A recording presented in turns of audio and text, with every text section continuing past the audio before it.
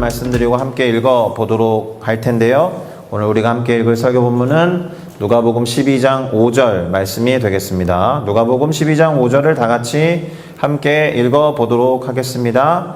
마땅히 두려워할 자를 내가 너희에게 보이리니 곧 죽인 후에 또한 지옥에 던져 넣는 권세 있는 그를 두려워하라.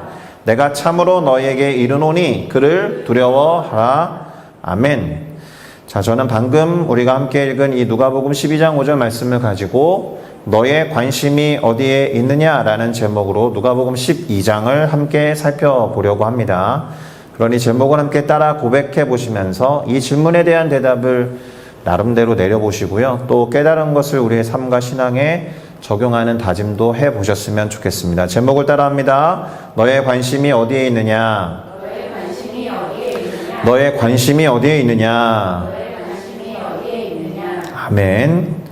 자, 우선 제목과 관련해서 관심으로 번역한 영어 단어가 흥미롭죠? interest인데요. 보통은 흥미나 관심으로 번역이 되지만 은행과 관련해서는 이자나 이윤 이렇게 번역이 되는 단어이기도 합니다. 그러니까 사실은 뭔가 남는 게 있어야 사람들은 관심과 어떤 흥미를 느끼거나 보인다라는 것이 되겠죠. 뭔가를 남기고 이득을 취하는 것에 관심을 두고 계십니까? 네, 인터레스트라는 단어 자체가 그래요. 그것이 뭐 눈에 보이는 물리적인 것이든 눈에 보이지 않는 유의미한 것이든 간에 우리는 그렇게 뭔가 남는 것이 있을 때 관심을 기울이고 흥미를 갖는다라는 거죠. 네, 저는 오늘 이 누가복음 12장을 살펴봄에 있어서 interest, 그러니까 이 관심이라는 단어를 키워드로 해서 본문을 살피고 해석해 보려고 합니다. 누가복음 12장에서 다양한 질문들이 나올 수 있는데 그것을 이 관심이라는 단어로 설명을 해보면 제법 잘 들어맞습니다.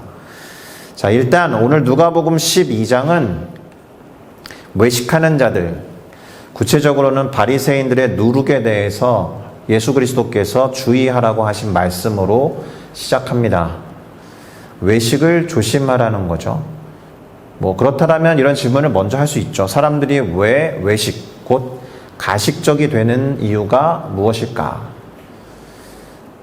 이미 말씀드린 바와 마찬가지로 오늘은 이 관심이라는 키워드로 설명을 한다라고 했잖아요. 그러니까 왜 외식을 하지? 왜 가식을 떨지? 이 질문에 대한 대답도 관심으로 해보겠다라는 건데 아마도 제 생각에는 이렇습니다. 다른 이가 나를 어떻게 보느냐에 관심을 기울이는 사람에게서 나타나는 것이 외식이다. 특별히 타인과 그 타인의 시선을 두려워하는 사람이 보이는 행동이 가식과 위선 그리고 외식이라고 할 수 있겠습니다. 그래서 예수님은 누가복음 12장 4절에서 다음과 같이 말씀하셨습니다. 내가 내 친구 너희에게 말하노니 몸을 죽이고 그 후에는 능히 더 못하는 자들을 두려워하지 말라. 무슨 말입니까? 사람을 두려워하지 말라라는 거죠. 사람은 두려워할 대상이 될 수 없다라는 거예요. 외식과 연결되는 이유인 거죠. 사람을 두려워하니까 외식을 하는 거야. 이렇게 말씀하신 것과 같습니다. 자, 성경에서 다른 이가 나를 어떻게 볼 것인지 관심을 기울여서 또 타인의 시선을 너무 지나치게 의식했던 대표적인 인물을 찾으라고 한다면 제가 여러 차례 말씀드렸는데 이스라엘의 초대왕 사울을 예로 들 수 있을 것입니다. 자, 어디에서 가장 많이 드러나느냐 하면은 아말렉과의 싸움에서 승리가 보장되어 있었거든요. 아말렉과의 싸움에서 승리하게 될 텐데 그렇게 되면 전리품을 하나도 취하지 말고 모두 불사르라고 하신 하나님의 말씀에 사울이 불순종을 해요. 좋은 걸 다 취해놨죠. 그때 사무엘 선지자가 그 사실을 알고 책망했을 때 사울은 자신의 잘못을 시인하고 용서를 구하기보다는 거짓말로 변명을 하고 핑계를 댑니다. 그때 사무엘이 왕이여 하나님이 왕을 버리시고 더 이상 왕이 되지 못하게 할 겁니다. 이렇게 말했을 때 이 말을 들은 사울이 했던 말 속에 이 내용이 고스란히 들어가 있습니다. 사무엘상 15장 30절을 한번 제가 읽어보겠습니다. 사울이 이르되 내가 범죄하였을지라도 이제 청하옵나니 내 백성의 장로들 앞과 이스라엘 앞에서 나를 높이사 나와 함께 돌아가서 내가 당신의 하나님 여호와께 경배하게 하소서 하더라. 노란 글씨로 적어놨죠. 이 사람의 관심은 백성들과 장로들 앞, 이스라엘 앞에서 높임받는 것에 있었다는 거죠. 백성들과 장로들에게 자신이 어떻게 보일지, 비록 내가 죄를 범하였지만 적어도 그들 앞에서는 죄인으로 보이지 않았으면 좋겠다라는 거였어요. 그래서 자신을 높여달라고 부탁한 것입니다. 그러니까 이 내용만 살펴보아도 사울은 하나님이 자신을 어떻게 보실까에 관심을 기울인 것이 아니라 사람들이 자신을 어떻게 볼까에 관심을 기울인 사람이라고 할 수 있겠습니다. 사무엘이 사울의 이 말을 듣고 예배를 드리고 제사를 올려드렸다고 해서 사울이 겉으로는 죄를 안 지은 것처럼 보일지라도 그의 속사람은 이미 죄를 지어서 하나님으로부터 버림을 받은 상태니까 높임을 받는 것 자체가 외식인 거죠. 높임을 받는 것 자체가 그냥 겉보기인 거죠. 자, 그러니까 결론이 뭡니까? 우리는 사람이 아니라 하나님을 두려워하고 그분에게 관심을 기울여야 한다는 것이 될 겁니다. 이 부분에 대해서 예수님도 바로 이어서 말씀하셨어요. 누가복음 12장 5절인데 오늘 설교 본문이었죠. 한 번 더 제가 읽겠습니다. 마땅히 두려워할 자를 내가 너희에게 보이리니 곧 죽인 후에 또한 지옥에 던져 넣는 권세 있는 그를 두려워하라. 내가 참으로 너희에게 이르노니 그를 두려워하라. 아멘. 하나님이 어떤 분이신지를 예수님이 조금은 무섭게 표현해 놓으셨잖아요. 죽음 이후에 우리의 영혼을 얼마든지 지옥에 던져 넣을 수 있는 권세를 갖고 계신 그분이 하나님이다라고 한 거니까. 무섭죠? 무서우니까 당연히 따라가야 하는 감정이 뭐예요? 경외감이죠. 두려움이에요. 그래서 우리가 두려워하고 경외해야 할 마땅한 분이 하나님이 되는 것이지, 죽은 이후에 지옥에 던져넣지도 못할 사람들, 타인의 시선을 두려워할 게 아니다라고 말씀하신 겁니다. 다시 말씀드립니다. 하나님만이 우리가 두려워하고 경외해야 할 분인 줄로 믿습니다. 할렐루야. 자, 그런데 관심이라는 측면으로 볼 때 하나님이 참 재미있는 분인 것은, 지금은 예수님의 말씀에 따르면 대단히 무섭게 묘사가 되어 있지만 그 다음에 이어지는 구절들을 보면 관심이라는 측면으로 볼 때 하나님은 우리에게 전적인 관심을 기울이신 분으로 기록되어 있습니다. 믿으십니까? 전적인 관심. 그래서 이를 뒷받침하는 구절을 읽어볼 텐데 12장 6절에서 7절이고요. 잘 아는 구절입니다. 같이 읽을까요? 시작. 참새 5마리가 두 아사리온에 팔리는 것이 아니냐? 그러나 하나님 앞에는 그 하나도 잊어버리시는 바 되지 아니하는도다. 너희에게는 심지어 머리털까지도 다 세신 바 되었나니 두려워하지 말라. 너희는 많은 참새보다 더 귀하니라. 아멘. 이 말씀이 우리에게 큰 힘과 위로가 될 줄로 믿습니다. 할렐루야. 하나님이 우리에게 관심을 기울이시고 우리를 주목하신다는 것, 거기에는 사랑이 동기가 되어 있는 거죠. 우리를 사랑하셔서 표현해 주시는 관심이 이 정도라는 거예요. 자, 그 다음 이야기는 이런 내용이 나옵니다. 8절부터 10절에서는 사람 앞에서 주님을 시인하는 것과 반대로 주님을 사람들 앞에서 말로 거역하는 것에 대해서 말씀하십니다. 이것도 관심이라는 측면에서 볼 때 사람들을 두려워한 나머지 사람들 앞에서 쉽게 주님을 시인하기 어렵다라는 거잖아요. 사람들이 나를 어떻게 볼 것인지에 관심을 기울이면 사람들 앞에서 주님을 시인하고 인정하는 것이 어렵다. 대다수의 사람들이 주님을 거역하고 불신하면서 또 부정하는 시대를 살고 있기 때문에 그 대다수의 사람들 앞에서 주님을 시인하고 인정하는 것이 쉽지 않죠. 사람을 두려워한다면 사람들이 나를 어떻게 볼 것인지에 관심을 기울이게 될 테고, 그러니 주님을 시인하거나 인정하는 것이 상당히 어려워진다라는 점에서 동일한 이야기를 앞에서 한 것과 하고 계신 거예요. 그리고 사람들을 두려워함으로써 혹시라도 성령을 모독하게 되면 그 죄는 사함을 받을 수 없다라고도 말씀하셨습니다. 또한 위정자나 권세를 가진 자에게 혹시나 우리가 끌려갈 때, 물론 현대에서는 잘 벌어지지 않는 일이지만 그래도 우리가 처한 기독교적인 상황 가운데 적용을 해보면 신앙을 가졌다는 이유만으로 가족 안에서 뭔가를 답해야 할 때, 그때 어떻게 대답하고 말할 것인지를 걱정하거나 두려워하거나 염려하지 말라라고 하신 거예요. 성령께서 마땅히 할 말을 가르쳐 주신다라고 하셨기 때문에. 할렐루야. 자, 성령에 대해서 잠시만 말씀을 드려보면 이렇게 관심이라는 키워드로 또 설명을 해드릴 수 있습니다. 성령을 우리 가운데 보혜사로 보내셔서 우리를 돕게 하시고 내주하게 하신 것만큼 하나님이 우리를 향해서 갖고 계신 관심이 큰 것을, 얼마나 큰지를 드러내는 것도 없다라는 거죠.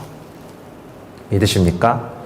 관심과 애정, 사랑이 있으니 우리와 함께 하시고자 해서 보내신 당신의 영이 성령인 거니까. 할렐루야. 그러니 사람이 어떻게 볼 것인가에 관심을 기울이거나 사람을 두려워하지 말아야 하는데, 자, 여기까지 메시지가 너무 명확하잖아요. 사람을 두려워하지 말고 사람들의 시선이 어떠할지에 대해서 너무 두려워하지 말라고 말씀을 하셨는데 바로 옆에서 이렇게 말하는 사람이 있었습니다. 선생님, 내 형을 명하여 유산을 나와 나누게 해주세요. 그러니까 정말 깨는 말을 한 거죠. 하나님을 신뢰하고 하나님이 나를 어떻게 보실지, 하나님의 관심이 크셔서 성령을 보혜사로 보내셨고 우리의 머리털까지 세신다라고 방금까지 말했는데 옆에서 이 말을 듣고 있었던 무리 중에 한 명이 선생님, 내 형을 명하여 유산을 나와 나누게 해주세요 라고 한 겁니다. 그러니까 이 사람의 관심은 물질에 있는 거죠. 그래서 예수님이 그 기회를 놓치지 아니하시고 14절부터 35절까지 꽤나 긴 분량을 할애하시면서 물질과 탐심에 대한 가르침을 해주십니다.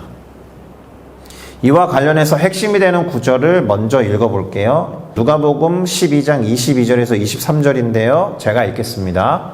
또 제자들에게 이르시되 그러므로 내가 너에게 이르노니 너희 목숨을 위하여 무엇을 먹을까, 몸을 위하여 무엇을 입을까 염려하지 말라. 목숨이 음식보다 중하고 몸이 의복보다 중하니라. 아멘. 또 계속해서 까마귀를 생각해라. 심지도 아니하고 거두지도 아니하며 골방도 없고 창고도 없지만 하나님이 기르시지 않느냐. 그런데 너희는 그 한 마리의 새보다 얼마나 더 귀하냐. 또요, 백합화를 생각하여 봐라.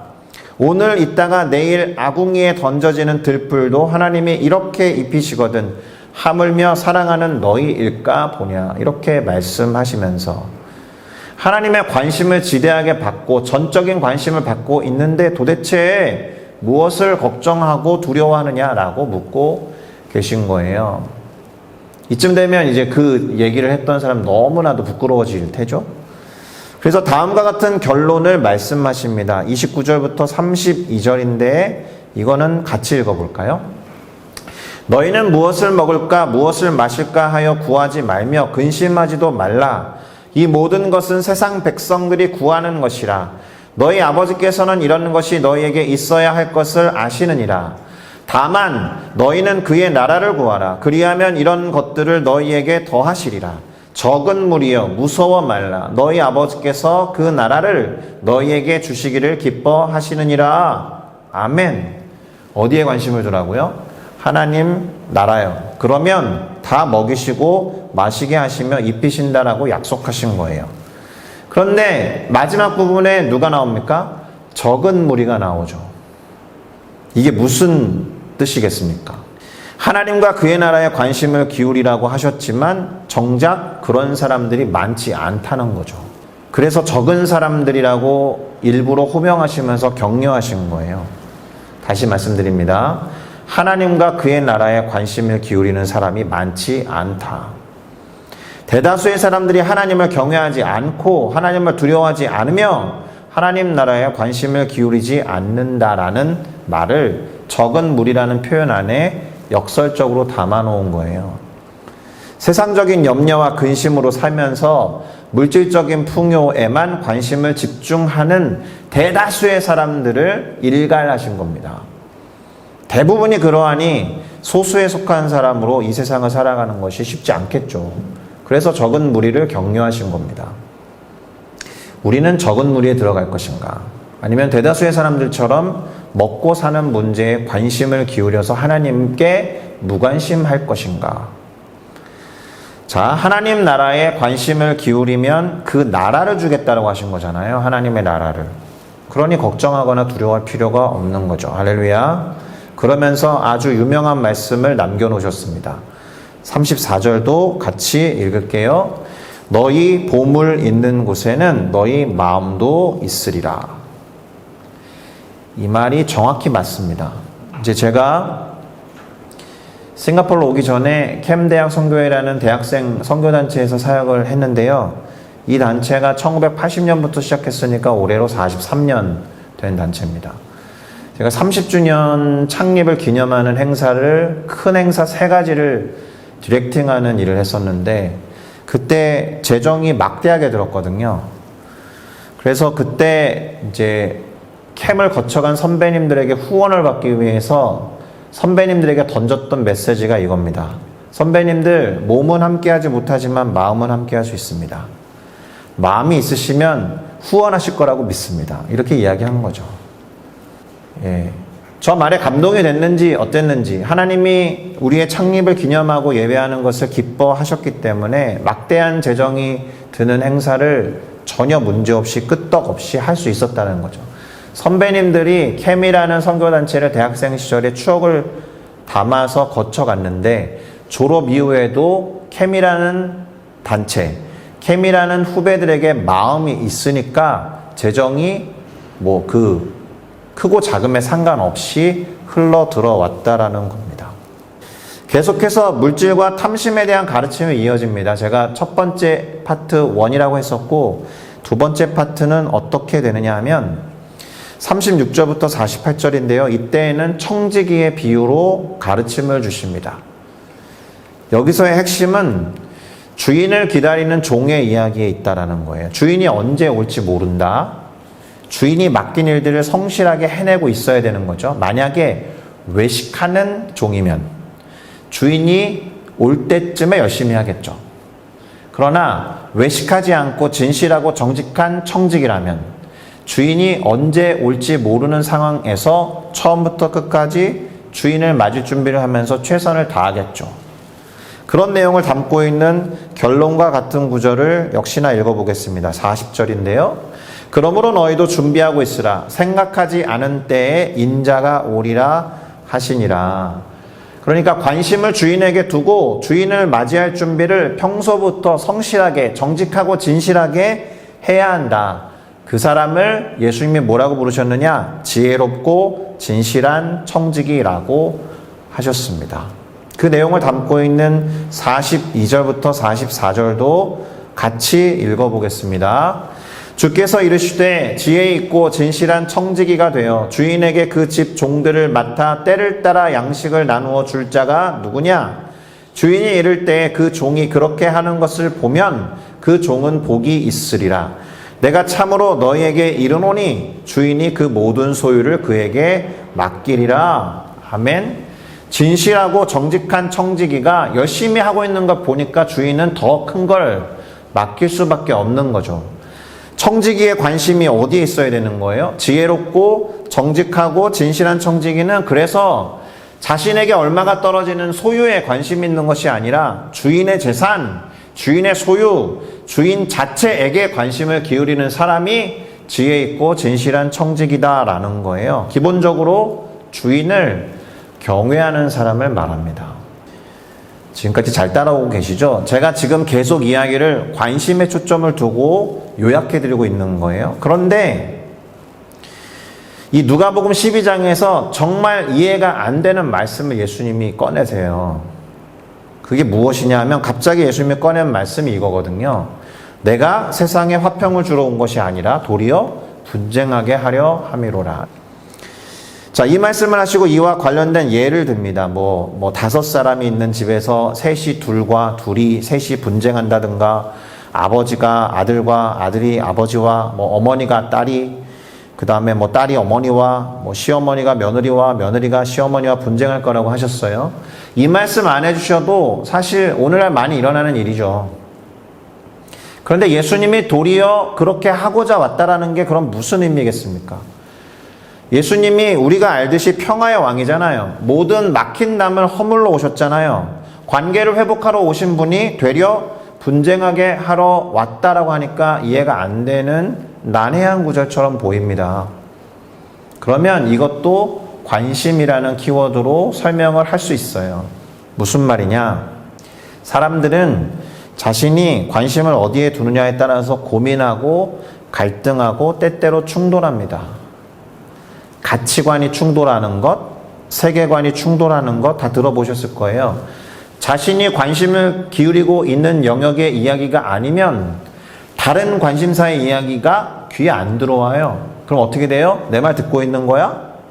아, 미안. 이러면 갈등 안 할 테지만 뭐 그런 거 가지고 화를 내. 별로 중요하지도 않은데 이렇게 말하는 순간 관심이 달라서 벌어지는 충돌이 얼마든지 있을 수 있다는 거죠. 무엇이 중요한지에 대한 개인의 입장 차이가 있고 그로 인해서 얼마든지 갈등하며 논쟁하고 분쟁을 일으키기도 한다는 거예요. 다시 말하면 예수님께 관심을 두는 사람과 예수님께 관심을 두지 않고 다른 것에 관심을 두는 사람 사이에 끊임없이 분쟁과 갈등과 충돌이 있을 수 있다라는 이야기죠. 예수님이 이 땅에 오심으로 인해서. 이해가 되셨을까요? 그리고 마지막 부분은 54절부터 59절인데요. 외식하는 자들을 부르세요. 외식하는 자들이요! 이렇게 부르시면서 그들을 향한 가르침과 깨달음을 주시는데요. 저는 이 단락이 왜 사람들이 외식하는지에 대해서 대단히 중요한 이유를 제공한다라고 생각합니다. 제가 아까 외식하는 이유 첫 번째가 뭐라 그랬어요? 다른 사람들이 나를 어떻게 보는가에 관심을 기울인 나머지 사람들을 두려워하고 무서워해서 외식하게 된다라고 말씀드렸잖아요. 그런데 이 단락에서 예수님이 뭐라고 하셨느냐? 시대를 분간하지 못하기 때문에 외식한다라고 하신 거예요. 시대를 분간하는 데에 관심을 기울이지 않기 때문에. 무슨 말이냐? 구름이 서쪽에서 이는 것을 보면 곧 소나기가 올 것을 니네는 알잖아. 또 남쪽에서 바람이 불어오면 곧 더위가 밀려올 것을 알면서 그렇게 천지의 기상은 분간할 수 있으면서 어찌 이 시대는 분간하지 못하느냐라고 물으셨거든요.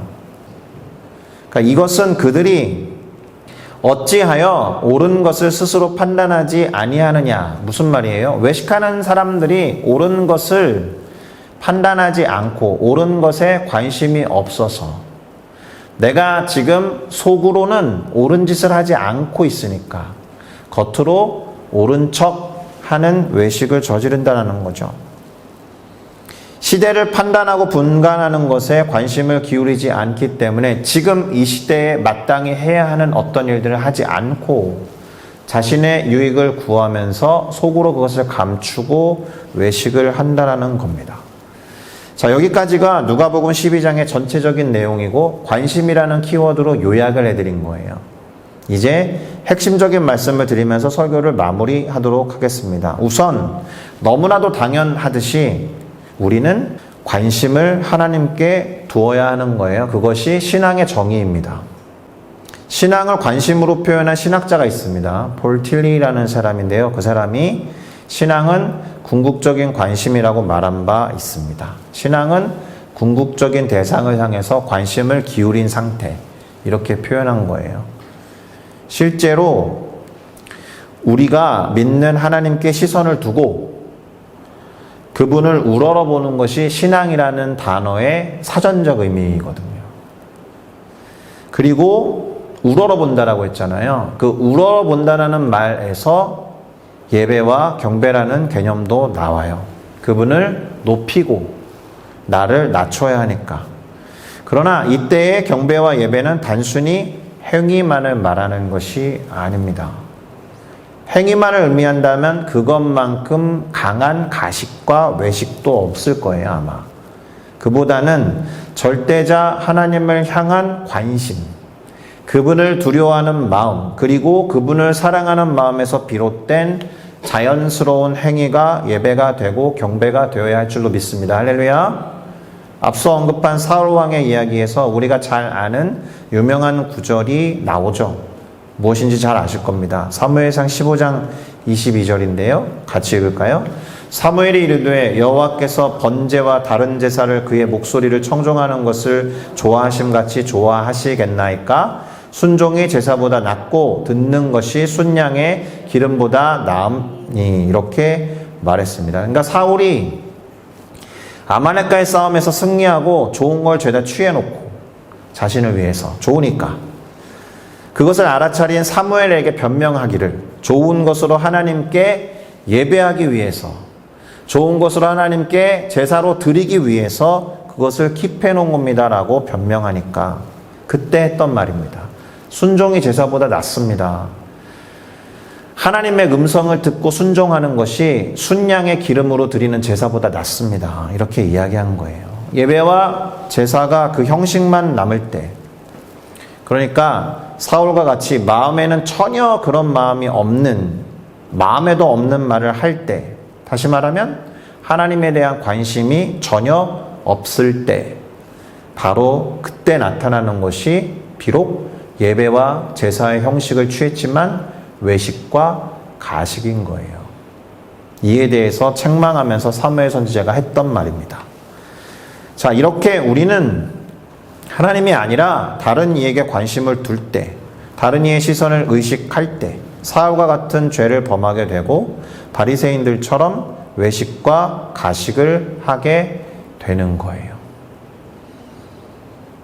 저도 한때 거짓말 잘하는 아이였습니다. 지금도 그 흔적이 나타나잖아요. 제가 농담하고 장난칠 때 살짝 거짓말 하잖아요. 그게 왜 그러냐 하면은 제가 저희 어머님에게 너무 집중해서 그래요. 어렸을 때. 어머님이 저희 누님과는 다르게 저를 너무 오냐오냐 키우셨어요. 제가 막내이자 둘째이지만 또 아들로서는 장남이었는데 저희 누나가 많이 맞으면서 자랐거든요. 그러니까 나는 누나처럼 하면 안 되겠네 라고 눈치를 보기 시작했어요. 예. 그러니까 어머님이 뭔가 너 이렇게 한번 해 이렇게 말씀하시면 그거를 꼭 지켰어야 했어요. 저는. 예를 들면 이번에 시험 봐가지고 4개 밑으로 틀리면 뭐 사줄게 이렇게 약속하셨거든요. 근데 6개를 틀린 거예요. 제가 어떻게 했겠습니까? 선생님이 저를 너무 신뢰하셔가지고 채점하는 친구로 남긴 거죠. 제 시험지를 2개를 고치고 정확하게 4개를 틀렸다라고 어머님한테 말씀드리고 거짓말할 정도로. 어머님이 저를 칭찬해 주시는 것이 너무 좋았어요. 어머님 많이 저를 안아주셨거든요. 제가 어머님을 지금 탓하는 얘기를 하는 게 아니고 제가 그런 어떤 가족 구성원의 역동성 안에서 눈치를 보고 또 칭찬을 받아야겠다 하는 가족 구성원 내에 다른 사람들의 시선을 의식하니까 아주 짜잘한 것부터 거짓말을 종종 하게 되었다는 거예요. 그 정점에 뭐가 있다 그랬어요? 2달 동안 학교를 거짓말하고 빠진 일도 있다 그랬잖아요. 관심이 누군가로부터 칭찬을 받는 것에 있어서 차라리 정직하고 진실해서 하나님에게 칭찬을 받는 것에 관심을 뒀다면 제가 거짓말하거나 외식하거나 가식하지 않았겠죠. 어린 나이 때로부터. 자, 그러니 오늘 제목으로 질문을 던지면서 설교를 마무리하려고 합니다. 자, 어디에 관심을 두고 살고 계십니까?